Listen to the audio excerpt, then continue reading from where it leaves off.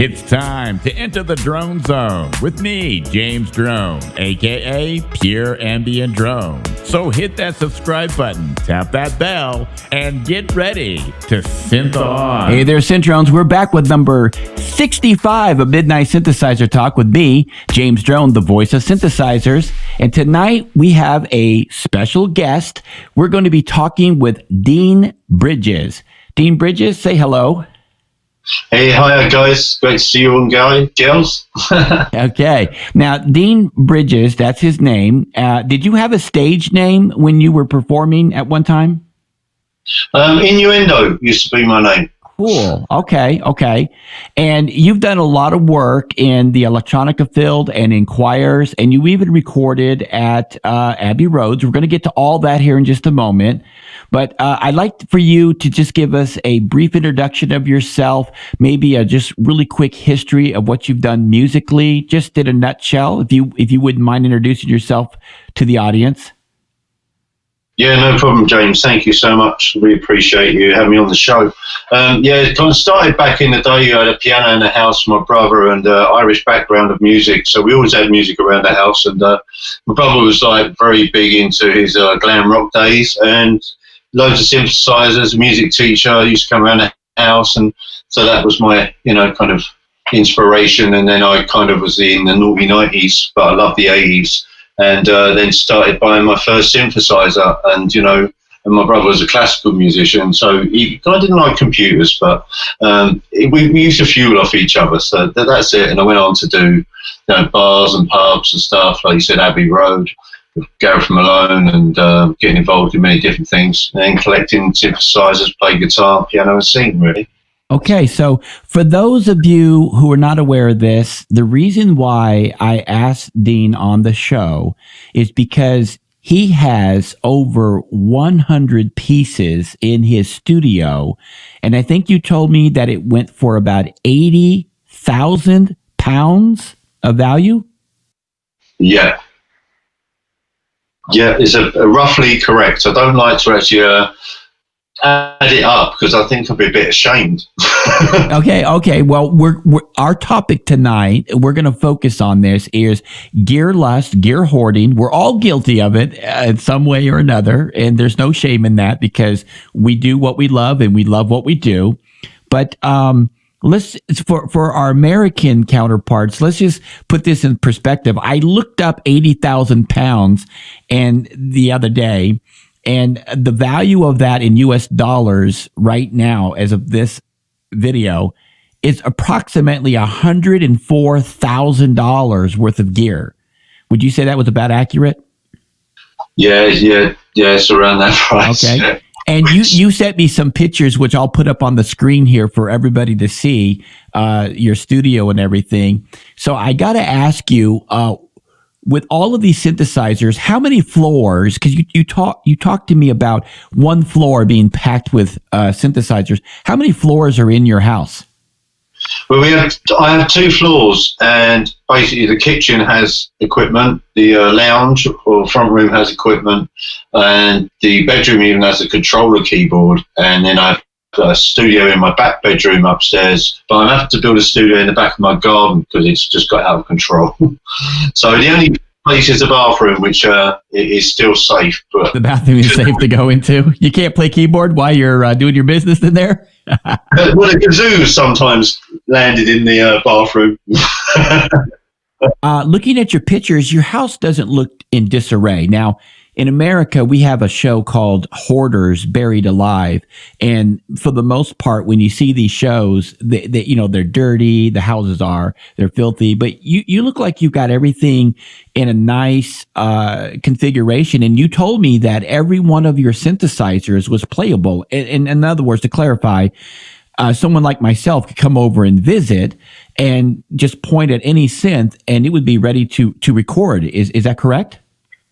Yeah, you can come in the kitchen and press the start button, or play the controller keyboard in this where I'm at now in the kitchen, and you get the sound straight away.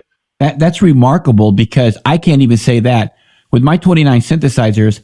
I had to bring things in and then bring things out and play this swapping game. And it was, for me, that was really overwhelming because then I had to not just pick between 29 cents, but a configuration of what I wanted in my studio when it came time for me to record an idea. So for me, it's remarkable what you have done, that you've got 100 pieces. I'm smiling over here because it's really remarkable that you can just pick from. That kind of helps with being overwhelmed, doesn't it? Yeah, I mean, it's so overwhelming. I don't move pieces of equipment because if I take one cable out and suddenly forget one of them, the whole system can fall to pieces. Right. That's got to be really alarming for yourself. I mean, it was like, it's got to be like, don't touch that. Don't unplug nothing. Yeah. Are your cables just a big spaghetti mess, or are they all organized? No, they're not organised at all. I come up with this idea. I thought I'd get these little straps you get when you buy keyboards, and I'll keep them all together and in piece, And some of the Behringer stuff I kind of use has got the patches on the front. So I kind of eventually moving the cable around. I gave up on that idea. What is your oldest synthesizer that you own? The oldest synthesizer I've got is my Mini Moog 1974. 1974. When did you buy that? I only bought that about 3 years ago. No. Okay, so you bought it used, of course. You didn't get it like in 74, right? No. How many vintage pieces do you have? Why don't you just give us a quick list of some of the vintage synthesizers you own? I mean, if there's going to be 50 of them, we don't need all 50 of them, but just give me your top 5 favorite vintage synths that you own right now. I'll give you a quick list in the kitchen here in front of me is a TB303, Behringer Wasp, TD3, JU06, Pro 1, RD6, sorry, TD3 RD6, Mica Freak, Novation control keyboard. Then I've got the cool Mini Log. The vintage stuff that springs to mind for me is like things like Space Echo in the front room I have, and I have an old organ that Specials used to use. Scar Band. Upstairs I have the CS15. I have also the Korg Poly 6, a DX7, a D50, Korg M1 on the digital side of stuff, and Matrix Brute recent analog. I kind of lose track of all this kind of stuff. Got CR78 drum machine, and they're the kind of things that are going on around. It's SH2, SH101. Wow. You could go on and on, couldn't you? Yeah, I kind of get lost at about 25 probably. Wow. What is your favorite vintage synthesizer right now that you own? It's the Mini Moog, I would say, yeah. Because I think it's a part of its history, but it is when I play that, it really just fills the room. It's like, rather than 3-4 synthesizers going at once, this thing just has such a texture and fulfillment. And I'm just kind of in awe of that sound. Okay, so you got 100 pieces of gear. Do you ever just leave a piece of gear alone and don't touch it for a week, a month, a year? Never. Are there any synthesizers that you just neglect just because you have so many to select from? There's a lot of them. The biggest majority of them are neglected. Because it's a case of, so much choice, and I don't get deeper into the synthesizer. It's certain stuff I've learned, but it's so easy to get distracted, and then it does affect my musicianship and writing, because I'm just spending time playing with all these wonderful sounds and realise that I get nothing done, So, yeah, I have to keep focused. You ever feel guilty about owning all of these synthesizers and then you think maybe you could have done something else with your money and your time? Do you ever have those feelings come up? Yeah, definitely. That does come across my mind a lot of the time. But kind of the thought process behind that is I think, well, what else would I spend it on? Because, for me, it's about what I love. And, I do love it. So what else would I spend that money on? Family, everybody else is all happy and everything's good there, and that's most important for my loved ones. But I think, well, also the type of equipment I invest into is something that down the line, I've got a TB303 up there, and it just sits there because it's vintage. It's like a picture on the wall now, and it could be sold. And then when that time comes, I try and equate it to think, there might be I might want to buy a little boat sometime because I'm by the sea. So I could probably sell that and get myself a nice little 2,500 boat or something. So that's not a bad thought. Do the synthesizers in your house, do they ever interfere with your personal life? Has it caused problems in relationships, or just having people over, or just how, you interact with people when they're over at your house? Yeah, definitely. I mean, the great example is probably in the kitchen with my partner, and this idea of the breakfast bar. And I remember the breakfast bar had no synthesizers on it, and how she really enjoyed that, and having somewhere to sit and eat breakfast. And now it's full up. There's enough space for a small plate, and I do feel guilty that that affects things. And I just know that it's not it's not a pleased situation. Yeah. She's a very lovely person, but hence I'm building a studio down the bottom of the garden, because I'm being very selfish, really. Yeah, you're building a studio. You sent me a picture of that. Is that going to be big enough? I mean, I don't know. A picture doesn't always tell the whole story. It tells a lot of it. But you're describing 100 pieces, and I'm thinking the studio is probably, from the picture, I don't know, how big is it going to be? It's about 5 by 5 meters, and each wall will consist of like 4, 8, 12, 16 synthesizers on each wall. So that's my 1632. That gets me up to like 64. And Obviously I've got a list of new synthesizers I'm going to buy, or that are already coming to me. And then a lot of it's rack units and how I plan the studio, and it's going to be very compact, but I'm trying to make it, as efficient as possible. So you're going to have to split your studio in two then, some in the house and some outside, or how are you going to work that when you're not going to have them together? Well, as much as my stuff that will go down in there will go down in there. In my front room, because and this is where the beautiful separation will be. I'm actually originally like just a piano player, guitarist, and when I like to write, I like to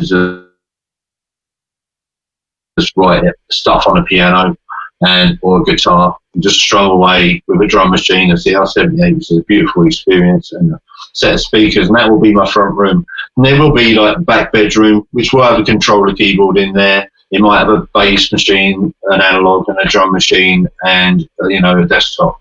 So it will be slightly separated out, but fundamentally they're not going to be music rooms anymore, or music house. When you're talking about buying synthesizers, you have more on the way. You purchased some new ones. Which ones have you purchased that haven't arrived yet? Yeah, I'm assuming you pre-ordered something. Yeah, I have. I mean, it's the dream machine that I've always wanted, and that's getting a Prophet 10, not the Prophet 5, which is the voice sharing. And it's just one of them machines. I have a couple more left on my hit list, that I still want, and that's one of them. And I think I'm reaching to a level of about 3 more keyboards, and I'm going to try and call it quits. Okay. Yeah. Right. I've heard that one. So, yeah, I know. So I've been battling gear lust, I call it. And, if anybody is watching this video and you're suffering from buying a lot of synths and stacking them up in your house, studio, wherever you want to put them, and you find yourself not playing them, it can be emotionally taxing on a person. It was for me. Like I said, I was up to 29 and I became very overwhelmed. Yeah, there's 2 points that come to mind, which is like, it kind of got me thinking to like, well, why do I have all these synthesizers still? And it is about that. It's like, like a cat or a pet having loads of little kittens, and I can't bear to let one go. And it's that kind of, it could be useful, or, and I need detachment because a lot of memories, because of my brother, and I inherited a fair few pieces of equipment early doors in my early 20s. And it's like, so I might have a 303 here, but it has a lot of history to my life. And, so there's that side of it, that can affect my. What was your first synthesizer you ever owned? Oh, it's quite funny. It's a SY22, Yamaha SY22, and the story is really interesting because I remember walking into the music shop and I saw the DX7, and that was kind of like one of the last demos that we were selling off. It was just that bit too expensive, but they just brought out the SY22 and the rest of the range, the 77 and all that stuff. And I just couldn't afford the DX7. So I got this because it was my first ever synthesizer. I was so proud when I came home. And that's £500 I paid at the time. So $600 maybe to yourselves. If you had to pick 4 of your synthesizers, I'm going to be cruel to you right now. If you had to pick 4 synthesizers, drum machines not included, mixers, none of that, just 4 synthesizers for the rest of your life. I'm actually going easy on you because I said 4, not 1. 4 synthesizers. Which ones would you pick? Go. Right, Mini Moog. That's my base. That's 1. Mini Moog.